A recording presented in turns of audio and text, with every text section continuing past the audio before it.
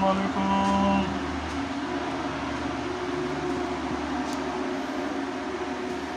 क्या हाल है, क्या हाल जी यूट्यूबर भाइयों, सब ठीक ठाक हो?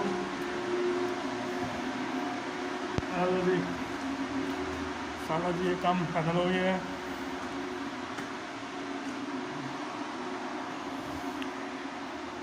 ਤੁਹਾਨੂੰ एक काम शुरू किया सी रमज़ान शिफ्ट तो पहले, ਤੁਹਾਨੂੰ नाल ही सारी अपडेटां असीं दे रहे हैं। देखो जी, ये हुण साडा काम बिल्कुल अल्लाह दा शुक्र नाल। देखो जी हुण फिर जिथे दाना पानी अल्लाह ताला करावेगा तो चलना काम का तरीकाकार हम नाल असीं अपडेट करते रहे हैं।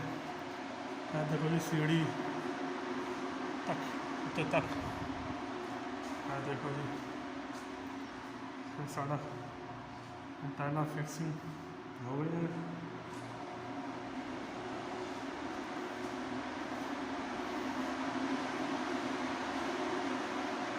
पहली मंजिल है, फिर बेडरूम ने सारे, बाथरूम ने, और 2 बेडरूम, तीसरा चौथा बेडरूम, ये मास्टर बेडरूम है।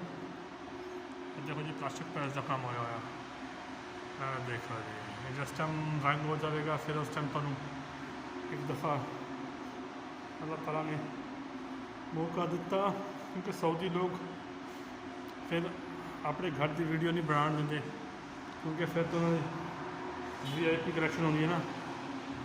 तो क्योंकि हम तो असीं काम करते पाए हैं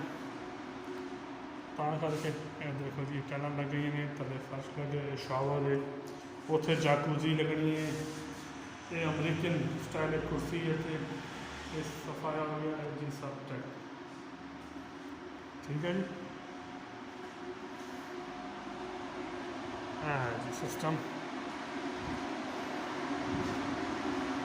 और जी तुहानू काम पसंद आवे तो मेहरबानी सब्सक्राइब कर देना। बस साडा मकसद होंगे कि तुहानू हर किस्म की अपडेट देनी, हर लिहाज नाल टाइलां दा काम किस तरह होंदा है, तो किवें दूसरे मुल्कों पाकिस्तान किस तरह होंदा है, दूसरे मुल्क किवें होंदा है।